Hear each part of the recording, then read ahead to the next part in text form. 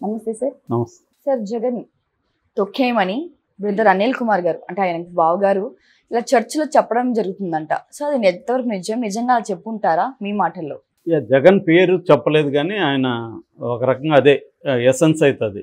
ఆయన కడపలో రాజారెడ్డి వీధిలో ఉండే చర్చిలో నిన్న ఆయన సమావేశంలో మాట్లాడాడు. అందులో ఆయన ఏమన్నారంటే, పాపులను తొక్కేయండి, పాపులను అణచివేయండి, భయపడకండి మీరు, ఆయన క్రీస్తు ప్రార్థనలు చేస్తే సరిపోదు, ధైర్యంగా ఎదుర్కోవాలి, పాపులను అణచివేయండి అనే పిలిపించాడు. ఇప్పుడు ఆయన పాపులను అణచివేయండి అని పిలిపివ్వాల్సిన అవసరం ఏముంది? పాపులంటే ఎవరు? సో పాపులంటే ఇక్కడ జగన్ అనేది అనుకోవచ్చు. ఎందుకంటే షర్మిల ఎప్పుడూ లేనంతగా ఎవరు కూడా మాట్లాడినంత తీవ్రంగా జగన్ మీద మాట్లాడుతుంది. ఈవెన్ చంద్రబాబు, పవన్ కళ్యాణ్లు కూడా అంత తీవ్రంగా మాట్లాడట్లేదు. ఈమె షర్మిల అంత తీవ్రంగా మాట్లాడుతుంది. ఒక పక్క రాహుల్ గాంధీ లాంటి వాళ్ళు కూడా దీని మీద కొంత అసంతృప్తిగా ఉన్నారని వార్తలు వచ్చాయి. ఎందుకంటే దేశంలో కాంగ్రెస్కి నెంబర్ 1 ఎనిమి బీజేపీ, ఇక్కడేమో ఈమె నెంబర్ 1 ఎనిమి జగన్ అంటుంది. నిజానికి బీజేపీతో పొత్తులో ఉండేది చంద్రబాబు, పవన్ కళ్యాణ్. వాళ్ళని ఒక మాట అనకుండా జగన్నే టార్గెట్ చేయడం వల్ల రాంగ్ సిగ్నల్స్ వెళ్తాయి. ఆల్రెడీ చంద్రబాబు షర్మిల ఒకటే, చంద్రబాబు స్క్రిప్ట్నే షర్మిల చదువుతుంది అన్న ఒక విమర్శ వైసీపీ వాళ్ళు చేస్తున్నారు. దానికి బలం చేకూర్చే విధంగా ఈమె వాళ్ళ వైసీపీ మీదనే అటాక్ చేస్తుంది. ఒకవేళ అధికారంలో ఉండొచ్చు, జగన్ వల్ల రాష్ట్రం నాశనం అయిపోయిందని నమ్మచ్చు. కానీ ప్రధాన శత్రువు ఎవరు కాంగ్రెస్కి? ఒక కాంగ్రెస్ వాదిగా ఆమె బిహేవ్ చేయకుండా కేవలం పర్సనల్ వెండెట్టాను తీర్చుకోవడానికి కాంగ్రెస్ను ఉపయోగించుకుంటుంది అన్న అభిప్రాయం కలిగింది అని. అందుకని షర్మిలకు కంట్రోల్ చేయడానికి ఇటు రేవంత్ రెడ్డి ఇంకొంతమంది ఒక 11 మందిని కాంగ్రెస్ తెలంగాణ నుంచి దింపాలని, అట్లాగే నేషనల్ వైడ్గా కూడా ఇటు ప్రియాంక గాంధీ, రాహుల్ అండ్ ఖర్గే, డికే శివకుమార్ ఇలాంటి వాళ్ళని కూడా అక్కడ దింపాలనేది కాంగ్రెస్ ప్లాన్ చేస్తున్నట్టుగా చెప్తున్నారు.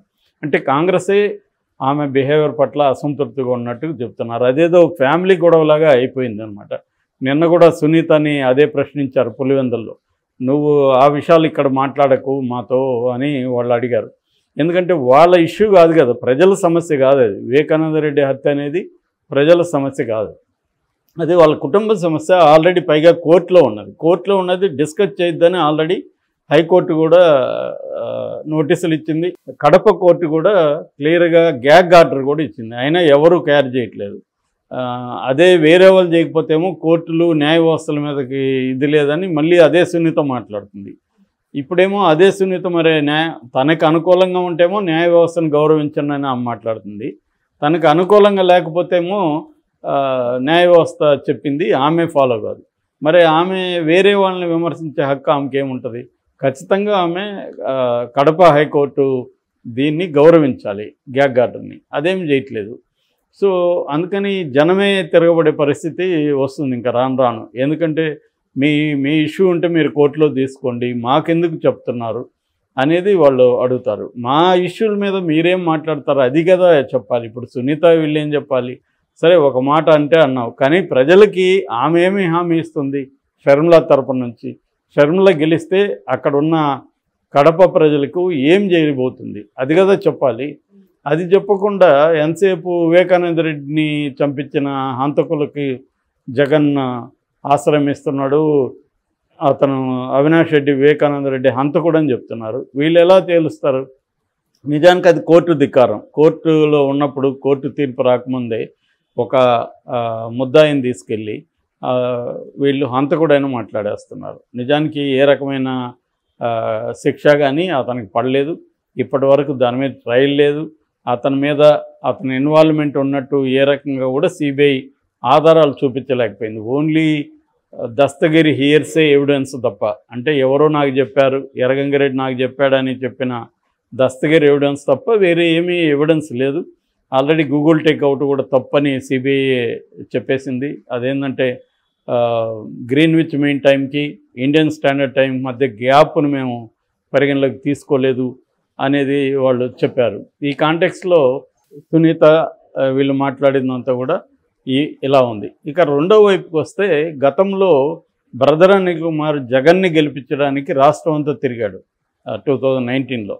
తిరిగి ఆయన ఏంటంటే ఎవాంజలిస్టు, ఆయనకి కొంత క్రిస్టియానిటీలో బలం ఉంది, అక్కడ చాలా స్ట్రాంగు. వైఎస్ రాజశేఖర రెడ్డి ఉన్నప్పుడు కేఏ పాల్ని తొక్కేసి ఆ ప్లేసులోకి తను తీసుకొచ్చాడు. నిజానికి అతను బ్రదర్ అనిల్ కుమార్ శర్మ, అతను బ్రాహ్మణుడు. సో మరుసుపల్లి అనిల్ కుమార్ శర్మ అతని పేరు. అతను షర్మిల లవ్ చేసింది కాబట్టి షర్మిలకి ఉన్న ఒక ప్రాబ్లం బిగినింగ్లో ఏంటంటే దాదాపు 2 ఏళ్ల పాటు రాజశేఖర రెడ్డి దీనికి అంగీకరించలేదు. ఆయన ఎందుకు అంగీకరించలేదంటే, నువ్వు ఇప్పుడు షర్మిల మీద ప్రేమతోనే ఆయన అంగీకరించాల. ఎందుకంటే షర్మిల అంటే ఆయనకి విపరీతమైన ప్రేమ. ఆమె రాసింది వాళ్ళ విజయమ్మ బుక్లో కూడా, రోజుకి లెక్కబెట్టి మరీ 100 ముద్దులు పెట్టించుకునేవాడు చిన్నప్పుడు కూతురు దగ్గర, అంత ప్రేమ అని. సో అలాంటి అమ్మాయి ఎవరినో వేరే కులం అతన్ని, వేరే మతం అతన్ని పెళ్లి చేసుకుంటే మొత్తం ఫ్యామిలీలో నిన్ను దూరం పెట్టేస్తారో, అది నాకు బాధ అవుతుంది అని ఆయన వాళ్ళ అమ్మాయిల మేనమామకి ఇచ్చి పెళ్లి చేశారు చందుకి. చందుకి ఈమెకి కాపురం జరగలేదు. దాంతో వాళ్ళు బాధపడి మళ్ళీ అది బ్రేకప్ అయింది. ఆ తర్వాత అతను ఒక యాక్సిడెంట్లో కర్ణాటకలో చనిపోయాడు చందు, చాలా కాలం తర్వాత. అయితే ఈ లోపల ఈమె ఏం చేసిందంటే, నాకు ఇక్కడ మైండ్ సరిగా లేదు, నేను అమెరికా వెళ్తానంటే వీళ్ళు కూడా ఒప్పుకున్నారు. ఆమె అమెరికా వెళ్ళింది. అమెరికా నుంచి ఫోన్ చేసింది, ఢిల్లీలో ఉంటే రాజశేఖర రెడ్డి, ఇట్లా నేను పెళ్లి చేసుకున్నాను, ఎవరిని అనిల్నే చేసుకున్నానని. అంటే ముందే ప్రీ ప్లాన్తోనే వెళ్ళింది అనమాట. అనిల్ ఆల్రెడీ అమెరికాలో ఉన్నాడు, ఈమె కూడా మైండ్ బాగాలేదనే సాగుతూ అమెరికా వెళ్ళింది, అక్కడ పెళ్లి చేసుకున్నారు. ఇంకా రాజశేఖర రెడ్డి కూడా అప్పటికి మనం తప్పు చేసామన్న ఒక గిల్ట్లో ఉన్నారు. ఆయన కూడా కూతురు కోరుకున్న వ్యక్తితో కాకుండా ఇంకొక వ్యక్తితో ఇద్దరి జీవితాలను మనం నాశనం చేసామన్న గిల్ట్తో ఉండి ఆయన కూడా ఒప్పుకున్నారు, రమ్మన్నారు. అప్పుడు షర్మిల ఏం చేసిందంటే తననే కన్వర్ట్ చేయించేసింది క్రిస్టియానిటీలోకి. అప్పుడు ఫ్యామిలీలో ఎవరికి ఇబ్బంది లేదు కదా, అలాగా ఇతను బ్రదర్ అనిల్ కుమార్ అయిపోయాడు. సో అప్పట్లో రాజశేఖర రెడ్డికి అధికారం ఉంది కాబట్టి తనకున్న సర్కిల్ను ఉపయోగించుకొని ఇతన్ని ఒక ఇవాంజలిస్ట్ ఇదిగాను అవన్నీ సెటిల్ చేశాడు. సో అలాగా మురుసుపల్లి అనిల్ కుమార్ శర్మ బికేమ్ బ్రదర్ అనిల్ కుమార్ ఇవాంజలిస్టు. అట్లా మాట్లాడడం మొదలుపెట్టాడు. ఆ టైంలో ఇతన్ని తొక్కేశారని కూడా ఒక ఆరోపణ ఉంది, ఎవరిని కేఏ పాల్ని. సో ఆ ప్లేస్లోకి ఈయన వచ్చాడు. సో దీన్ని ఉపయోగించుకొని, ఎందుకంటే క్రిస్టియన్ పాపులేషన్ అక్కడ ఎక్కువ ఉంటుంది, పేరుకేమో వాళ్ళందరూ కులాల పేర్లతోనే ఉంటారు, కానీ క్రిస్టియన్ పాపులేషన్ అఫిషియల్గా మనకు కనబడదు. కానీ దాదాపు 20% పైనే ఆంధ్రప్రదేశ్లో క్రిస్టియన్ పాపులేషన్ ఉంది. ఆ పాపులేషన్ మేజర్గా జగన్ వైపు ఉండడంలో తన రోల్ కూడా గతంలో ఉంది బ్రదర్ అనిల్ కుమార్. సో ఇప్పుడేమైంది, అదే బ్రదర్ అనిల్ కుమార్ తను గెలిపించమని గతంలో చెప్పిన జగన్నే ఇప్పుడు ఓడించమని చెప్పడానికి బయలుదేరాడు. ఇప్పుడు జగన్కి వ్యతిరేకంగా అతను ఇది చేస్తున్నాడు. దీని మీద వైసీపీ ఏంటంటే, ఇతను ఒక 100-200 కోట్లు చంద్రబాబు దగ్గర తీసుకొని ఈ మొగుడు పిల్లము జగన్ మీదకి వెళ్ళారు అనేది వాళ్ళ ఆరోపణ. అందుకనే వీళ్ళు ఇక్కడ నష్టపోయిన డబ్బుల్ని చంద్రబాబు ఇస్తున్నాడు. తెలంగాణలో 100 కోట్లు నష్టపోయారు వాళ్ళు. ఆ డబ్బుల్ని చంద్రబాబు ఇచ్చి వాళ్ళని కాంగ్రెస్లోకి పంపించాడు. కాంగ్రెస్లో వాళ్ళిద్దరు ఇప్పుడు జగన్ ఓడించడానికి కృషి చేస్తున్నారు. జగన్కి అనుకూలమైన ఓట్లను చేల్చడం ద్వారా కూటమికి లాభం చేకూర్చడం అనేది వీళ్ళ లక్ష్యం అనేది వైసీపీ వాళ్ళ ఆరోపణ. సో ఈ క్రమంలో ఈయన ఆంధ్రప్రదేశ్ చర్చిల్లో మీటింగ్లు పెట్టి, నిజానికి చర్చిల్లో రాజకీయ మీటింగ్లు పెట్టకూడదని ఉంది, అయినా గతంలోనూ చేశారు, ఇప్పుడు కూడా చేస్తున్నారు. సో ఈ క్రమంలో నిన్న అలా మాట్లాడాడు. దీని మీద క్రిస్టియన్ సంఘంలోనే డిఫరెంట్ విమర్శ ఉంది. ఎందుకంటే క్రిస్టియానిటీలో సిన్నర్స్ని తొక్కేయమని ఎవడు పిలిపిడు. క్రైస్తే చెప్తాడు కదా, మీలో పాపం చేయని వాళ్ళు ఎవరో ఉంటే రాయేయండి అని. అట్లాగే ఒక చెంప మీద కొడితే ఇంకో చెంప మీద చూపించాడు. అట్లాగే దాంట్లో కొన్ని థియాలజీలో, క్రిస్టియన్ థియాలజీలో ఏమంటే, కొంతమంది ఏమో సిన్ని చేసినోడు డెత్తే వాడికి, వేరే ఏమీ లేదని కొంతమంది చెప్తారు. లేదు, మన సిన్నుని మనం అనుభవించాల్సిన అవసరం లేదు, మన సిన్నుకి ఆయన అనుభవిస్తారు, మన సిన్నర్స్ తరపునే ఆయన అనుభవించారు, సిలువ ఎక్కారు అనేది ఒక వెర్షన్ ఉంటుంది అన్నమాట.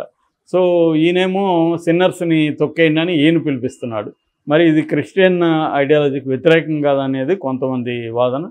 ఏదేమైనా కాదేది రాజకీయాలకు అనర్హం అన్నట్టుగా అయిపోయింది. మతం అయినా, క్రిస్టియన్ అయినా, ఎవడైనా, దేవుడైనా రాజకీయాలకి వాడుకోవడం అనేది చేస్తున్నారు. ఈ క్రమంలో ఒక సంచలనంగా మారింది. పాపులను తొక్కేయండి అని కడపలో వెళ్ళి ఈయన పిలిపోవడం.